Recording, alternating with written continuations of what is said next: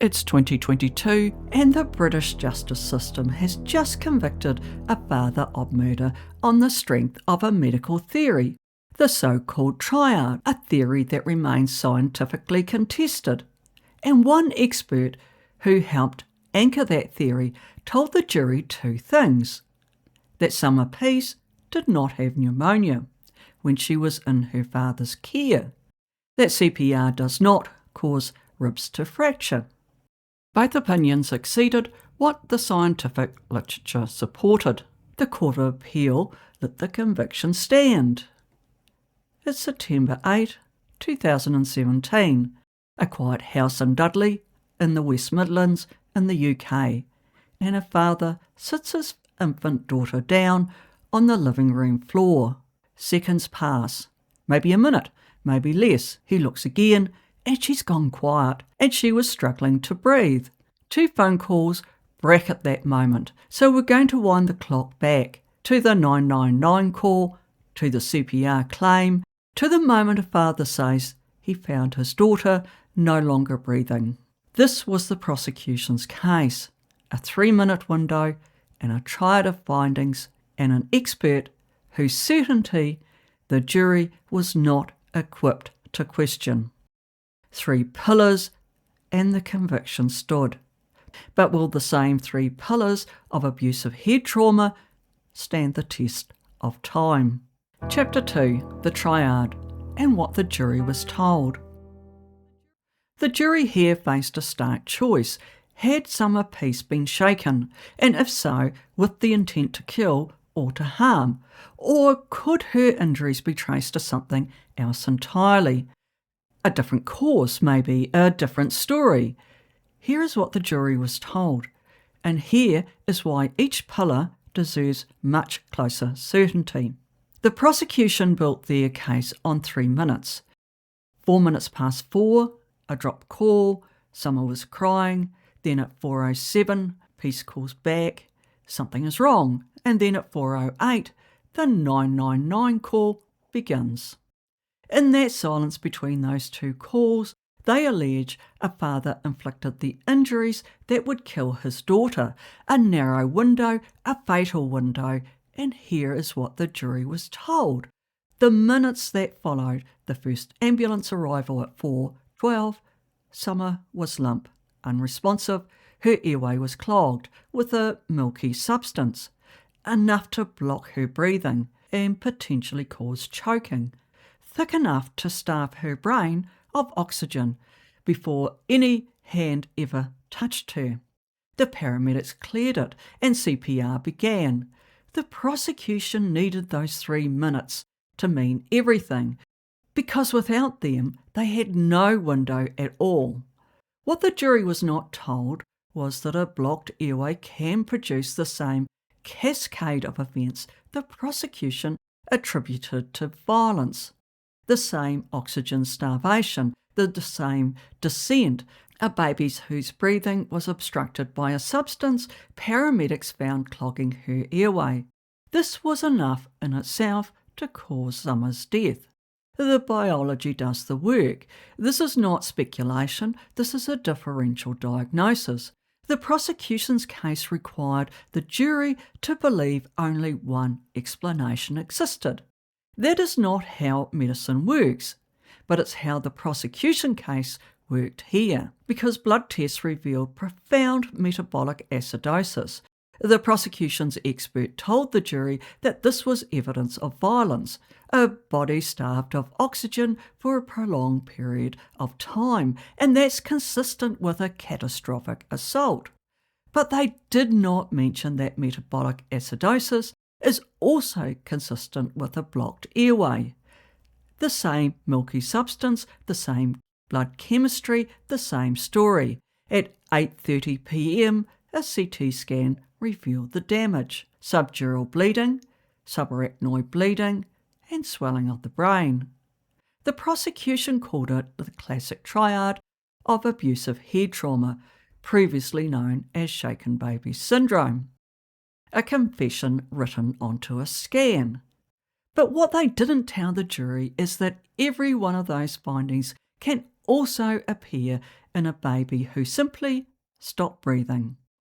Hypoxia, or the lack of oxygen, has been proposed as one of the possible mechanisms that can lead to a subdural and subarachnoid bleeding. It can also cause swelling of the brain. Severe hypoxia can cause the same finding, the same triad, the same scan. It can mimic the very triad itself, and the prosecution held this up as proof of violence. Now, the medical literature has long recognised that these findings are not unique to inflicted injury. The triad in itself is not a diagnosis. It's a differential diagnosis, a set of findings that must be investigated but not assumed. The jury was shown the triad and told it meant one thing, but there was one more piece the prosecution needed to neutralise, because Peace told the court that the rib fractures were the cost of paramedics fighting to keep a fading pulse alive. Tiny bones under desperate hands. One of the prosecution's experts, Dr. Evans, concluded that these were not CPR fractures. They carried the signature of force, not compression or care. What the jury was never told was that rib fractures are a recognised complication of CPR, and that includes infants, although very uncommon. The question is not whether it can happen, the question is why the jury was told it cannot. And the expert who answered the question was the same one whose certainty had already been questioned in courtrooms across the country. Summer Peace passed away at 5:44 on 9 September 2017. The jury heard the confidence, but they did not hear that that same confidence had been questioned repeatedly in courtrooms across the country and indeed across the world. This was the prosecution's case: a 3-minute window, a triad of findings, and an expert whose certainty the jury was not equipped to question. 3 pillars, and the conviction stood. Chapter 3, Expert Witness Credibility and what the jury never knew. In the Phillip Peace trial, the prosecution built its case on the testimony of 11 experts and 4 for the defence. The Court of Appeal didn't hide the truth. The case turned heavily on expert testimony. It wasn't a clean narrative. It was a genuine battleground of opinions.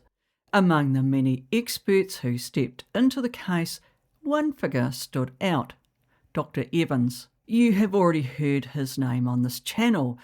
He told the jury that fractures were not caused by CPR. He also told the jury that pneumonia was not the cause of death.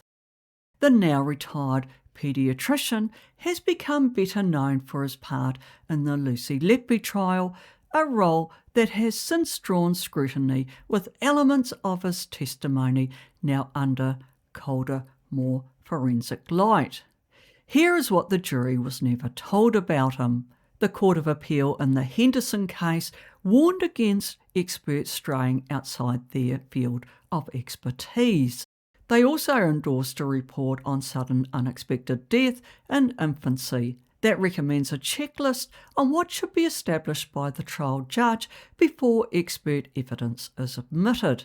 This includes: is the proposed expert still in practice? To what extent are they an expert in the subject to which they testify?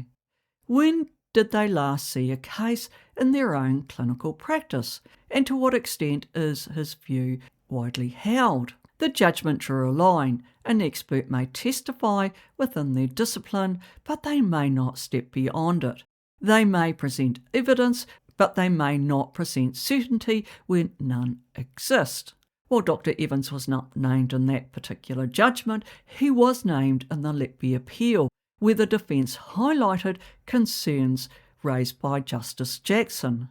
He said of Dr. Evans, "Finally, and of greatest concern, Dr. Evans makes no effort to provide a balanced opinion. He either knows what his professional colleagues have concluded and disregards it, or he has not taken steps to inform himself of their views. Either approach amounts to a breach of proper professional conduct. No attempt has been made to engage with the full range of medical information or powerful contradictory indicators. Instead, the report has the hallmarks of an exercise working out an explanation that exculpates the applicants. It ends with tendentious and partisan expression of opinion that are outside Dr. Evans' professional competence and have no place in a reputable report. However, in the Letby appeal, the court rejected the judicial warning. Instead, they found that Dr. Evans was a highly experienced consultant paediatrician whose evidence was properly omitted and held there was nothing wrong with leaving the jury to weigh the Jackson criticism themselves. This came out after the Peace appeal, but this is not an aberration in the criminal justice system itself. It's a feature. It's the system working as it normally does. No mechanism stops a single expert from bridging disciplines they are not qualified to inhabit.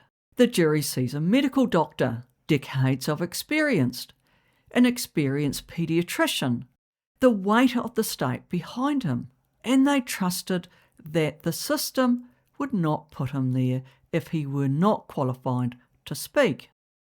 What the jury saw was a white coat. The system sees the pattern, and then the system lets the pattern stand.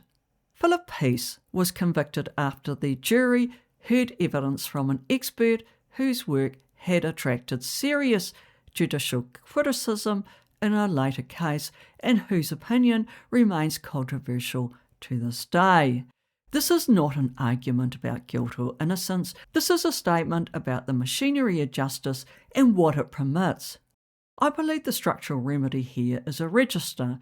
Experts who have been judicially criticised for straying beyond their disciplines are stopped from giving expert evidence in future trials. A register of this kind does not exist yet, and because it doesn't exist, the same expert can walk from one courtroom to the next, from Henderson to Peace to Letby, carrying the same certainty, wearing the same white coat, and the jury in each case will believe they are hearing an authority. But what they're hearing is a pattern. They just don't know it. Chapter 4. The Appeal and the Unproved Past. The prosecution pushed a darker thread into the narrative, an earlier subdural bleed. They said that was the fingerprint of prior shaking, a hint of history, a sign of propensity, the kind of shadow that suggests harm didn't begin on the day Summer died. But the appeal in the Peace case did not ask whether the conviction was right. It asked, did the trial judge give the right instruction to the jury? The defence pushed back hard.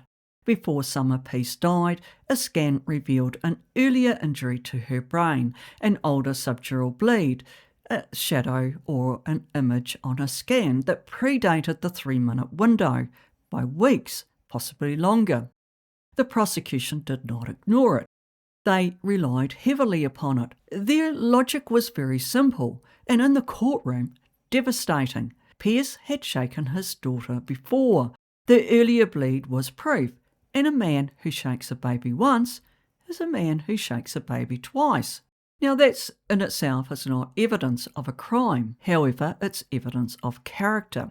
For a jury hearing this, they start to believe that this person in front of them for the alleged crime is capable of the act.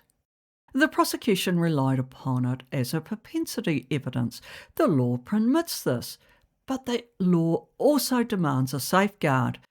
Before the jury could use that earlier injury as proof of anything, before they could let it tip the scales, colour the timeline, fill the gaps the medical evidence could not, they had to be sure of two things: that the earlier injury was real, that Peace caused it. At issue in the appeal was the direction given by the judge to the jury on these 2 points. only then could history be used to condemn a man standing in the dock. The defence argued the trial judge never gave that direction. The jury was left with a ghost, an injury of unknown origin, from an unknown hand at an unknown time, and told by implication that it counted against the accused. They were not told that if they could not be sure who caused it, or how, or whether it was even inflicted at all, the past injury had no place in their deliberations. They were not told to disregard it. The defence said the omission made the conviction unsafe. The Court of Appeal clearly saw that the warning should have been provided. It would have provided a clearer path, but they decided the judge's summing up carried just enough legal scaffolding to survive legal certainty. The framework was there, rough around the edges but standing. They agreed it would have been preferable for a propensity direction to be given to the jury. They recognised the gap, and then, despite all that, they let the verdict stand. The appeal was dismissed. The summing up, they said, was adequate when read as a whole. The jury, they concluded, would have understood. 12 people, no legal training, asked to navigate propensity, one of the most psychologically seductive and legally treacherous doctrines in criminal law. The jury was left without the single instruction designed to protect them from a fatal mistake, convicting a man not for what he did, but for who they feared he might be. And the Court of Appeal called that adequate. If left unchecked, propensity evidence tempts jurors into the oldest mistake, assuming that because a man might have done something before, he'll probably do it again. If they aren't told explicitly to first be sure the earlier act happened and was deliberate, propensity stops being a rule, it becomes a presumption. The Court of Appeal said the jury was not misled, and in this case, that distinction matters. The earlier bleed was only a remnant, never weighed, never anchored judicially, for the jury's consideration. And now, in that same judgment, on the same day, about the same man, they added a second, not so invisible principle: ambiguity is not unfairness. Chapter 5, Inside the Criminal Justice System, a reluctance to admit its own mistakes. In 2021, the British justice system convicted a father of murder on a medical theory, the Triad, that remains scientifically contested. The expert who anchored that theory told the jury two things, which are still under debate, and the system that heard it all called it adequate, not a miscarriage of justice, a feature of the design of the system. Here is what the case leaves behind: a father serving a life sentence, a medical hypothesis facing sustained scientific criticism, and experts whose evidence had drawn judicial concern before, and an appeal system that looked at all of it and said, that's adequate, because the criminal justice system has no mechanism for saying the expert is wrong. And this means that the jury could not have known and may not have convicted. The justice system has mechanisms for fresh evidence. It has mechanisms for procedural error. It does not have a mechanism for institutional failure. And that's not an oversight. That's a design choice. A public register of experts, a searchable record of every instance where a court has criticised an expert for overreach. Now that's not radical, it's transparency. In the next episode we turn to another case, a different courtroom, a different expert, and the same certainty. And we ask the question, Phillip Peace's appeal never reached. When the medical consensus shifts, what happens to the convictions it leaves behind?